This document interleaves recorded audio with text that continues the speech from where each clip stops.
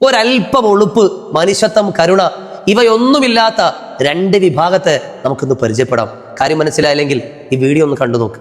കാണുമ്പോൾ ഏതെങ്കിലും ഒരു കോമഡി പരിപാടിയാണെന്നോ ആഘോഷത്തിന്റെ വേദിയാണെന്നൊക്കെ തോന്നും. എന്നാൽ അതൊന്നുമല്ല. ഒരച്ഛനും അമ്മയും ഓമനിച്ചു വളർത്തിയ 10 വയസ്സ് മാത്രം പ്രായമുള്ള ഒരു പെൺകുട്ടിയെ കോയമ്പത്തൂർ ചില കാമവറിയന്മാരായ കഴുകക്കണ്ണന്മാർ കൊത്തിപ്പറിച്ച് പീഡിപ്പിച്ച് നിഷ്ഠൂരമായി കൊലപ്പെടുത്തിയതിന്റെ പുരോഗതി വിശീകരണത്തിന് വേണ്ടി വിളിച്ചുകൂട്ടിയ പത്രസമ്മേളനത്തിലാണ് ഈ കൂട്ടച്ചിരി കാണാൻ പറ്റുന്നത്. നടുക്കിരുന്ന് ചിരിക്കുന്നത് ഒരു പെണ്ണായതിൽ ഞാനടക്കമുള്ളവർ ലജ്ജിക്കുകയാണ്. അല്ലെങ്കിൽ ഇവർക്കെങ്ങനെ പൊള്ളാനാ, ഇവർക്കെങ്ങനെ വേദന തോന്നാനാ? വേദന തോന്നണമെങ്കിൽ അവരുടെ പള്ളയിൽ നിന്ന് പുറത്തേക്ക് വന്ന പെൺകുഞ്ഞനായിരിക്കണം ഇത് സംഭവിക്കുന്നത്. അല്ലെങ്കിൽ കൂടപ്പുറപ്പുകൾക്കോ പ്രിയപ്പെട്ടവർക്കോ ആയിരുന്നെങ്കിൽ ആദ്യത്തെ ആ ആക്രമിച്ചവന്റെ നെഞ്ചിൽ തുളയ്ക്കുന്ന വെടിയുണ്ട ആ പോലീസുകാരിയുടെ പിസ്റ്റളിൽ നിന്നായിരിക്കും. ഇതേതോ പാവപ്പെട്ടവന്റെ കുട്ടിയല്ലേ? ഒരു കാര്യം നിങ്ങൾ മനസ്സിലാക്കണം. പോലീസുകാരെയും ജവാന്മാരെയും വിശ്വസിച്ചുകൊണ്ടാണ് ഇവിടെ ഇന്ത്യയിൽ ഓരോ മനുഷ്യരും സുഖമായി കിടന്നുറങ്ങുന്നത്. വേലി തന്നെ വിളവ് തിന്നുന്ന കാലമുണ്ടായാൽ, അതായത് നിങ്ങൾ തന്നെ ഈ രാജ്യത്തിന്റെ ശത്രുക്കളായി മാറുന്ന അവസ്ഥ ഉണ്ടായാൽ ഈ രാജ്യം തകരും.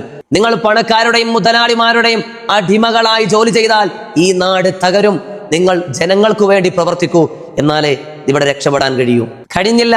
അമ്മയുടെ കാമുകന്റെ ക്രൂര പീഡനത്തിൽപ്പെട്ട് ഒരു കുഞ്ഞു കുട്ടിയാണ് ഈ ലോകത്തോട് വിട പറഞ്ഞു പോയത്. ആ കുഞ്ഞിന്റെ ശരീരത്തിൽ എത്ര മുറിവുകളാണ് ഉണ്ടായിരുന്നത്. അവസാന നിമിഷത്തിലും ആ കുഞ്ഞളം പൈതൽ തന്റെ മാതാവിന്റെ മുഖത്ത് രക്ഷയ്ക്ക് വേണ്ടിയിട്ട് നോക്കിക്കാണൂലേ? ആ കുട്ടിക്ക് അപ്പോഴും അറിയാം തന്നെ ആക്രമിച്ചതിന്റെ ആദ്യത്തെ ആയുധമെടുത്തത് തന്റെ പെറ്റമ്മയാണെന്ന്. ജന്മം കൊടുത്ത കുഞ്ഞിന്റെ ചുടുചോര വീഴുമ്പോഴും മനസ്സലിയാത്ത, മൃഗത്തെക്കാൾ അതപ്പതിച്ച ഏറ്റവും മോശപ്പെട്ട വർഗമായി നമ്മുടെ ലോകം മാറിക്കൊണ്ടിരിക്കുകയാണ്. എനിക്ക് പറയാൻ ഒന്ന് മാത്രമേ ഉള്ളൂ. ഇവിടുത്തെ സിസ്റ്റം അത് ശരിയാക്കിയില്ലെങ്കിൽ, ഇവിടുത്തെ നിയമത്തിൽ അഴിച്ചുപണികളും മാറ്റത്തിരുത്തലുകളും ഉണ്ടായിട്ടില്ലെങ്കിൽ കൊലപാതകങ്ങളുടെ കൂത്തരങ്ങുകൾ ഇവിടെ നടന്നുകൊണ്ടിരിക്കും.